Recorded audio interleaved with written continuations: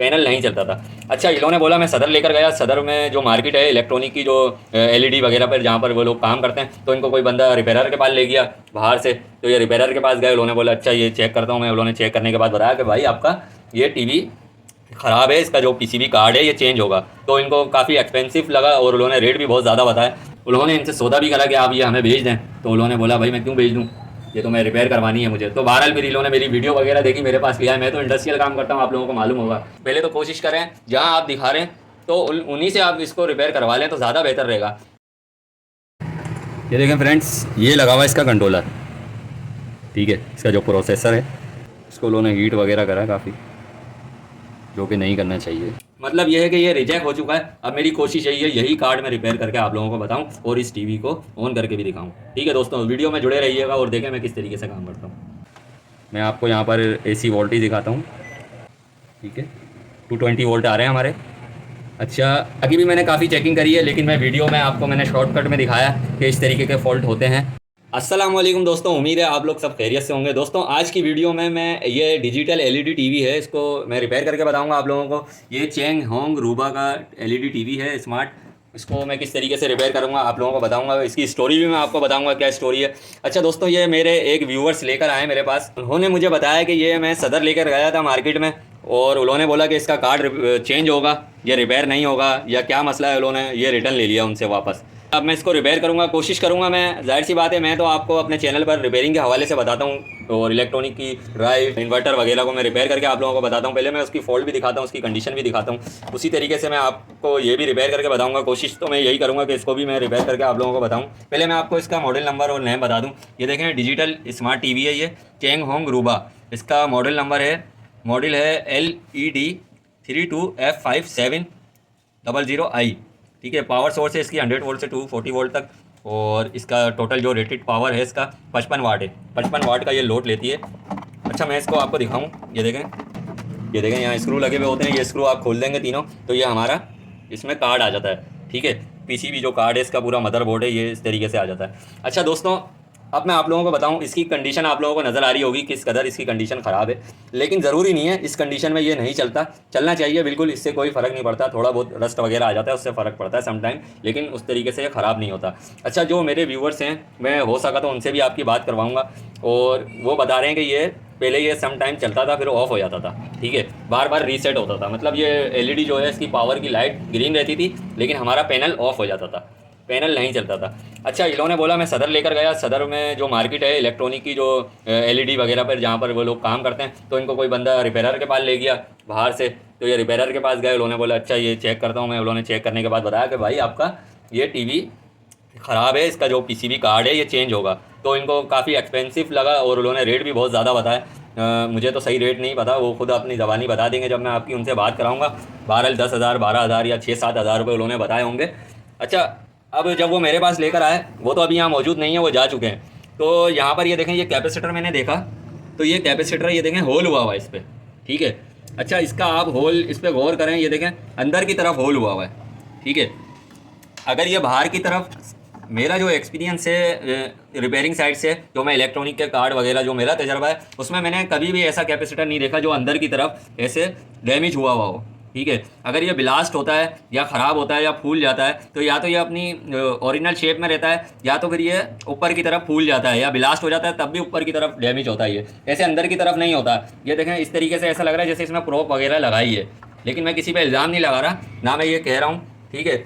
लेकिन मैं ये कह रहा हूँ कि इस तरीके से नहीं होता। बहुत से लोग जब रिपेयरर को देते हैं वहाँ से सामान, पहले तो कोशिश करें जहाँ आप दिखा रहे हैं तो उन्हीं से आप इसको रिपेयर करवा लें तो ज़्यादा बेहतर रहेगा। इसलिए कि आपकी चीज़, जाहिर सी बात है, मार्केट में नेगेटिव लोग भी बैठे हुए हैं, पॉजिटिव भी हैं। बहुत से लोग अच्छे हैं, जैसी आपकी चीज़ लेते हैं वैसी आपको रिटर्न कर देते हैं। अगर आप उनको उनके रेट के में आपसे डील नहीं होता, या जो भी रिपेयरिंग के हवाले से आपकी बात पक्की नहीं हो पाती, तो वो उसी हालत में उसको दे देते हैं। लेकिन बहुत से लोग गलत भी करते हैं, और वो नहीं चाहते कि हमारे पास से कोई चीज़ वापस जा रही है, या उसमें कोई छोटा सा मसला है तो अब मैं ही उसको हल करूं किसी तरह, या मेरे पास ही घूम कर आए। तो ऐसे भी लोग होते हैं। तो आप लोगों को कोशिश करनी चाहिए, आप किसी भी रिपेयरर के पास जाएं तो कोशिश यही करें कि अपने सामने उससे डील कर लें पहले। और क्या कहते हैं, भले वो पैसे ज़्यादा ले रहा है, कोई मसले की बात नहीं है। देखें, पार्ट्स के पैसे नहीं होते, स्किल के पैसे होते हैं, एक जिम्मेदारी के पैसे होते हैं कि आपकी चीज़ उसी हालत में उसको देनी है। सही कर देनी है। अगर वापस करनी है तो उसी हालत में देनी है। मोबाइल वालों की तरह काम नहीं करना कि लिख कर लगा दिया कि भाई अगर ये डेड हो गया तो हमारी जिम्मेदारी नहीं है।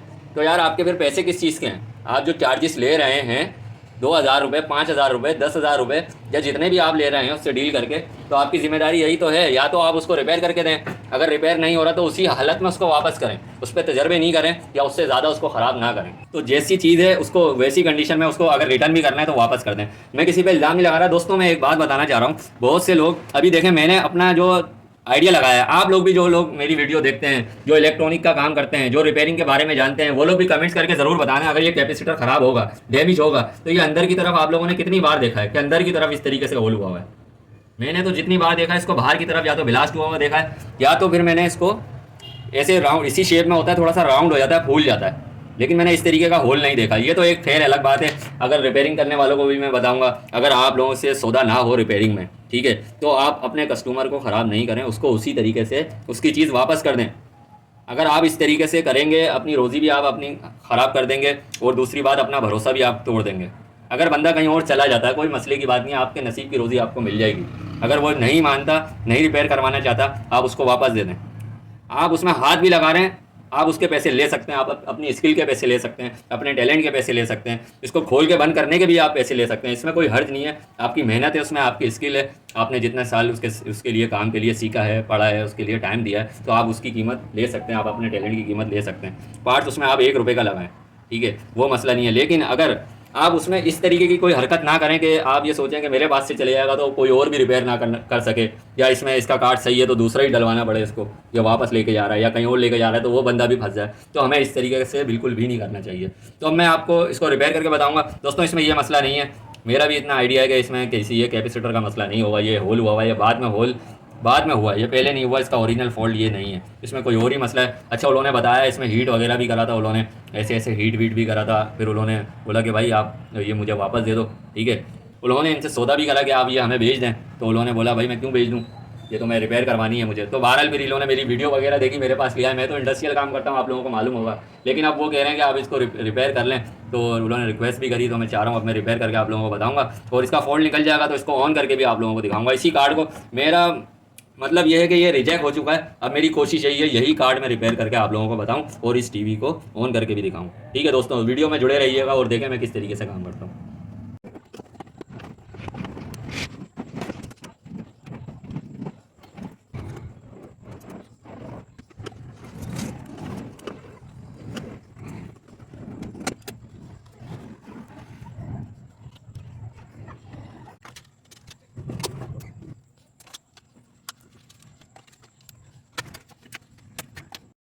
दोस्तों मैं हर वीडियो की तरह इस वीडियो में भी कंपोनेंट्स के हवाले से बताऊंगा, इस पीसीबी के हवाले से बताऊंगा, रिपेयरिंग के हवाले से बताऊंगा। देखें दोस्तों, मेरा एलईडी टीवी का काम नहीं है, लेकिन जो मेरा एक्सपीरियंस है, जो मेरा तजर्बा है रिपेयरिंग साइड से, पीसीबी बोर्ड पे काम करने के हवाले से या कंपोनेंट्स के हवाले से, जो मेरा तजर्बा है, जो मुझे मालूमात है, वो मैं आप लोगों के साथ शेयर करूँगा। अगर कोई मुझसे मिस्टेक हो जाए, कोई कनेक्टर वगैरह का नाम मैं गलत दे लूँ, तो आप उस चीज़ को इग्नोर करिएगा, क्योंकि ये कंटिन्यू काम करने वाले जो इस चीज़ पर कंटिन्यू काम करते हैं, रेगुलर काम करते हैं, उन लोगों की लॉजिक में और मेरी लॉजिक में डिफरेंट हो सकता है। कुछ चीज़ें हो सकता है मैं सही ना बता पाऊँ उस तरीके से, लेकिन मैं कोशिश करूँगा आपको बहुत अच्छे से बताने की। देखें दोस्तों, ये क्या है, इनपुट लगी इसमें 220 हमारी इनपुट लगी, ये इसका सप्लाई का सेक्शन हो गया, ठीक है। ये हमारे रेक्टिफायर लगे हुए हैं, डायोड जो हैं इसको एसी को रेक्टिफायर कर रहे हैं। उसके बाद ये हमारा डीसी कैपेसिटर हो गया मेन, यहाँ पर डीसी बन जाएगी हमारी, इसमें स्टोर हो जाएगी। उसके बाद ये हमारा एसएमपीएस का सेक्शन है, ये हमारे ऑप्टो कपलर लगे हुए हैं, ठीक है। अच्छा, ये छोटे कैपेसिटर लगे हुए हैं। अच्छा, इसमें जो है मुख्तलिफ सप्लाई होती हैं, जैसे 5 वोल्ट, 15 वोल्ट, 18 वोल्ट, इस तरीके के अलग अलग वोल्टेज होते हैं इन कैपेसिटरों पे। जब ये सेक्शन ऑन हो जाता है तो यहाँ पर जैसे 5 वोल्ट बन गए, यहाँ पर 18 वोल्ट बन गए, ठीक है। इस सेक्शन में इसको फीडबैक मिली, उसी तरीके से ये काम करता है। एक सेक्शन हमारा सप्लाई का ये बना हुआ है, यहाँ पर ये देखें ड्राइविंग सेक्शन है, ये एलईडी ड्राइवर। अब मैं आपको कनेक्टर के हवाले से बताऊँ, ये देखें ये हमारा कनेक्टर है, ये स्पीकर का कनेक्टर है, ये हमारा आईआर और की जो हमारे रिमोट कंट्रोलिंग जिससे हम करते हैं कीपैड ऑन ऑफ के, और वॉल्यूम का कम ज़्यादा करने के लिए, इंक्रीज़ डिक्रीज़ करने के लिए, ये हमारे कनेक्टर का कंट्रोल वायर जा रहे हैं सारे। इसमें हमारे रिमोट का सिग्नल का रिसीवर लगा हुआ है, इसी तरीके से ये काम कर रहा है। अच्छा, ये इस पर LVDS लिखा हुआ है, एक ये कनेक्टर है, ठीक है। और ये हमारा एलईडी ड्राइवर कनेक्टर है, ठीक है। अच्छा, यहाँ पर जो है, अब यहाँ पर भी वोल्टेज बनेंगे, किस तरीके से बनेंगे। अब यहाँ पर जो वोल्टेज आएंगे उसके 50 वोल्ट, 60 वोल्ट, 40 वोल्ट, 70 वोल्ट, जिस हिसाब से इसको डिज़ाइन करा हुआ होगा, जिस हिसाब से इसको डिज़ाइन करा हुआ होगा, जिस हिसाब की इसकी आउटपुट की नीड होगी, उस हिसाब से यहाँ पर वोल्टेज आएंगे। हर कंपनी अलग अलग अपने हिसाब से डिज़ाइन करती है पीसीबी को, कितने उसको आउटपुट चाहिए, कितना उसको लोड लगाना है, उस तरीके से यहाँ पर सप्लाई बन रही होती है। अच्छा, इसी तरीके से मैंने दोनों आपको बता दिए। अब ये हमारे फीडबैक के ऑप्टो कपलर होते हैं। अब ये कपलर जो फीडबैक देते हैं, हमारा एसएमपीएस ऑन हो जाता है और ये सप्लाई ऑन हो जाती है। अच्छा, ये डेड कंडीशन में, इसके रीज़न बहुत होते हैं। अगर ये डेड कंडीशन में आ गया, कोई भी कंपोनेंट्स आपका ख़राब हो सकता है। मैं आपको ये नहीं कहूँगा कि ये चीज़ चेंज कर देंगे तो आपका फॉल्ट निकल जाएगा, या फला चीज़ चेंज कर देंगे तो आपका फॉल्ट निकल जाएगा। इस तरीके से बिल्कुल भी नहीं होता। अच्छा, ये मार्केट लेके गए थे भाई, जब मार्केट लेके गए उन्होंने ये यहाँ पर ये देखें, ये हीट सिंक लगी हुई है, ठीक है। अच्छा, इसके नीचे जो है कंट्रोलर होता है। कंट्रोलर मतलब आपने देखा होगा, प्रोसेसर आपने देखा होगा, एक मेन कंट्रोलर होता है, इस तरीके की आईसी होती है, वो इसमें लगी हुई होती है, ठीक है। इसके नीचे होती है, ये उसकी हीट सिंक होती है।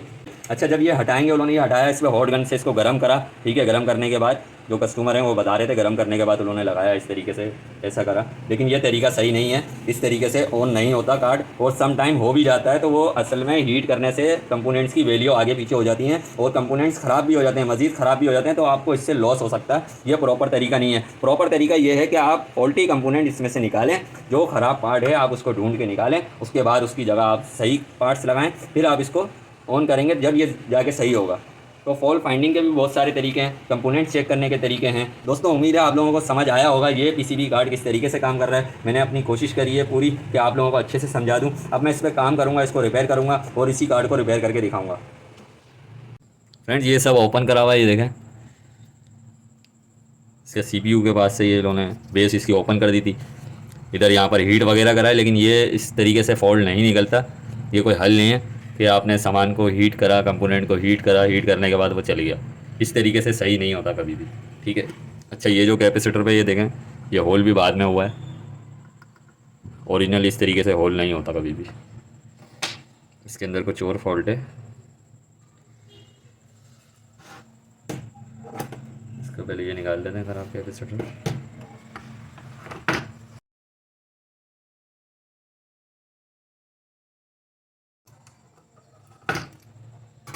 फ्रेंड्स, ये कैपेसिटर मैंने निकाल लिया। ये देखें, इसमें होल किया गया है, ये अंदर की तरफ डैमेज हुआ हुआ है, ठीक है। ये ओरिजिनल फॉल्ट नहीं है, ठीक है। अच्छा, कैपेसिटर जब भी ख़राब होता है, ये देखें, इस तरीके से बाहर की तरफ फूल जाता है, ठीक है। ब्लास्ट भी होता है तो बाहर की तरफ ब्लास्ट होता है, ठीक है। ऊपर की तरफ से ऐसे राउंड हो जाता है ये, तो ये ओरिजिनल इसका फॉल्ट आता है, ठीक है। ओवर वोल्टेज की वजह से या कोई भी शॉर्ट सर्किट की वजह से इस तरीके का फॉल्ट आता है। ये देखें, ये ख़राब कैपेसिटर हैं, ऊपर से राउंड हो जाते हैं, ठीक है। इस तरीके का मैंने कभी भी ओरिजिनल फॉल्ट नहीं देखा। इस तरीके से डैमेज ओरिजिनल नहीं होता, किसी भी वजह से नहीं हो सकता। ये होल किया गया है, ये निडल की मदद से या प्रॉप की किसी नॉक वाली चीज़ की मदद से इसको होल किया गया है। ये फॉल्ट बाद में डाला गया है। असल फॉल्ट जो था इसका पीसीबी में था, और हो सकता है रिटर्न वगैरह करने की वजह से कुछ इस तरीके का मामला हो गए हों। लेकिन मैं इसका असल फॉल्ट निकालूंगा और इसको रिपेयर करूंगा मैं। क्या मसला इसमें, जो भी मसला होगा इसको रिपेयर करने के बाद फिर मैं आप लोगों को दिखाऊंगा।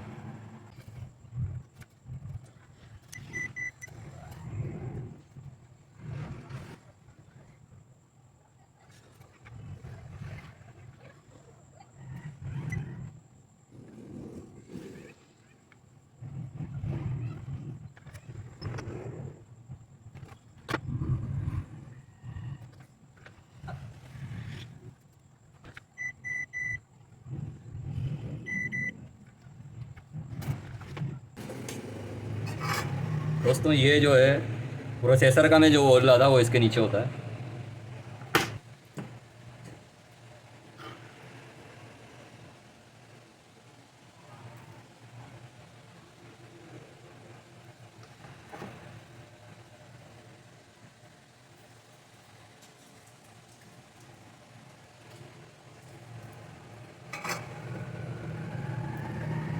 ये देखें फ्रेंड्स, ये लगा हुआ है इसका कंट्रोलर, ठीक है। इसका जो प्रोसेसर है ये आईसी है, ठीक है। इसको उन्होंने हीट वगैरह करा काफ़ी, जो कि नहीं करना चाहिए।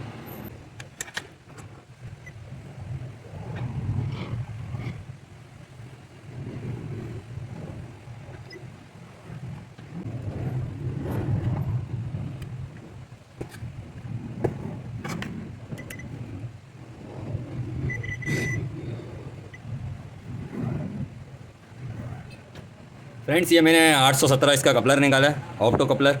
अच्छा इसमें क्या मसला था, मैं आपको दूसरा दिखाता हूँ, इसको तो मैं नहीं दिखाता।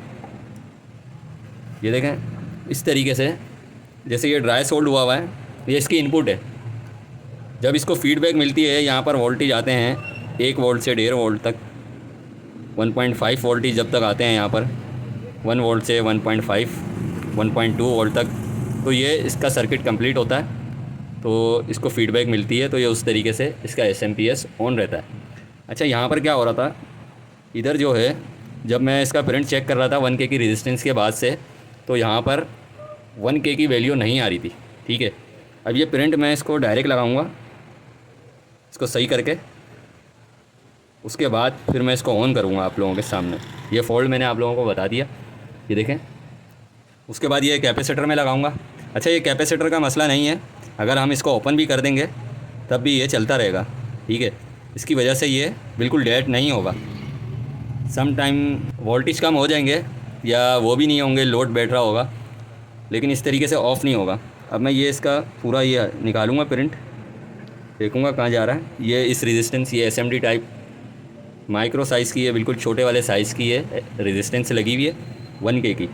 तो मैं इसकी दूसरी साइड से यहाँ पर वैल्यू चेक करूँगा, उसके बाद ये लगा के आपको मैं चला कर दिखाऊँगा।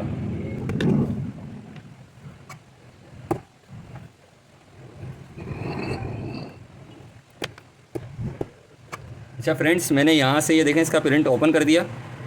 बिल्कुल आप गौर करेंगे तो आपको शायद नज़र आए, ये देखें यहाँ पर है ये प्रिंट। ठीक है, ये प्रिंट जो है यहाँ पर जा रहा है। अभी मैं आपको बज़र पे लगा के चेक करा देता हूँ।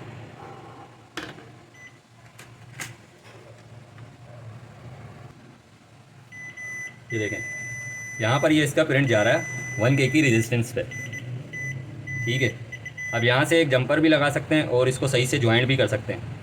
असल में समटाइम्स ऐसा होता है कि ये जो हमारे पीसीबी कार्ड होते हैं, ये मशीनरी से इसमें कंपोनेंट इंस्टॉल हुए हुए होते हैं। ठीक है, तो मशीन उस तरीके से सोल्डिंग नहीं कर पाती जिस तरीके से हम प्रॉपर इसको सोल्ड कर सकते हैं।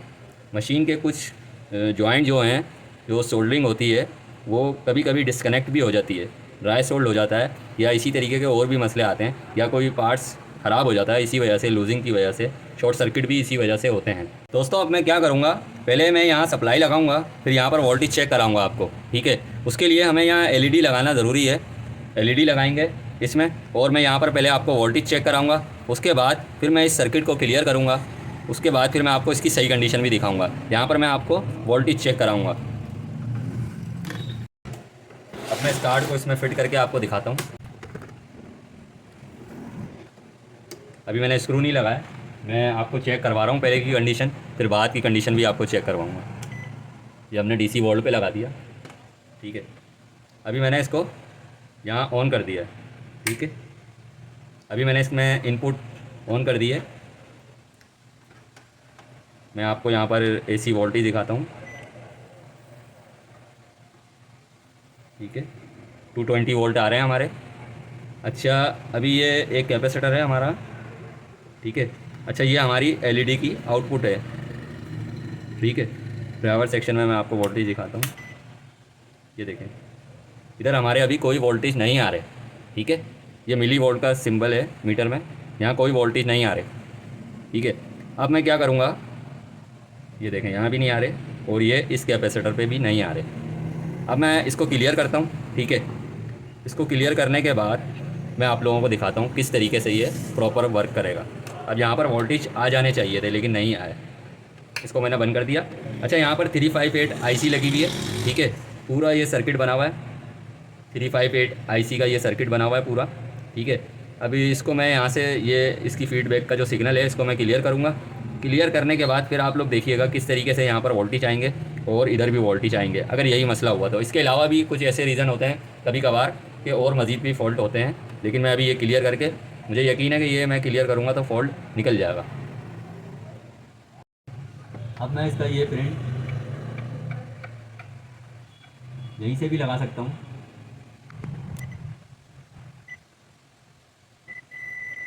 अब मैं इसका ये जंपर यहाँ से भी लगा सकता हूँ।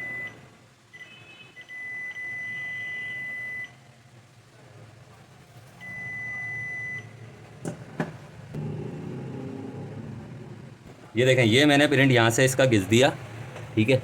अब थोड़ा मोटा मैं जंपर लगा दूंगा यहाँ पे, करीब से दिखाता हूँ आपको।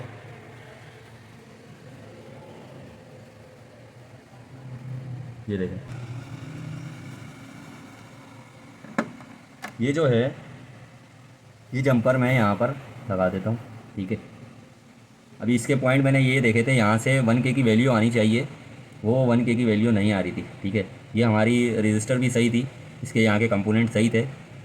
अभी मैं इसको लगाऊंगा, फिर मैं आपको 1K की वैल्यू भी चेक करवाऊंगा किस तरीके से आएगी।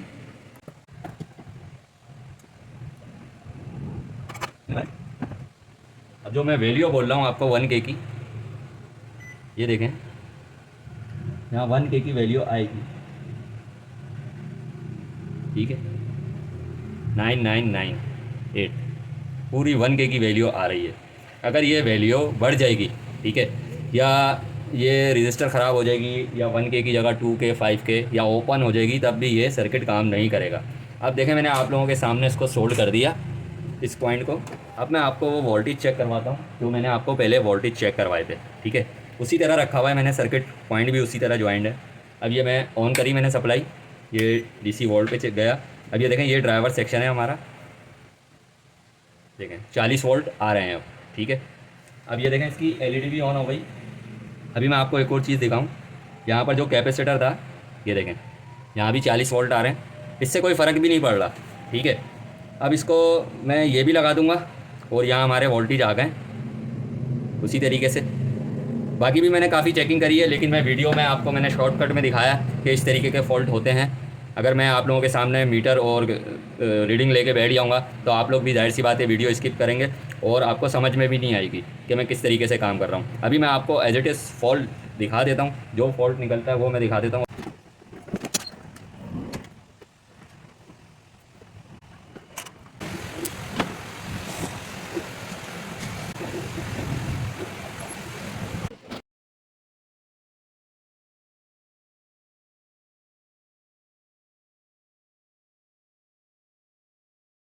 दोस्तों, इस तरीके से हमारा ये काम भी कंप्लीट हो गया। उम्मीद है आप लोगों को बहुत कुछ सीखने, समझने और देखने को मिला होगा। जिन लोगों ने मेरे चैनल को सब्सक्राइब नहीं करा, चैनल को भी सब्सक्राइब कर लें। वीडियो पसंद आए तो वीडियो को लाइक करें, कमेंट करें, शेयर करें। फिर मिलेंगे किसी नई वीडियो में नए काम के साथ। जब तक के लिए इजाज़त दें। अल्लाह हाफिज़।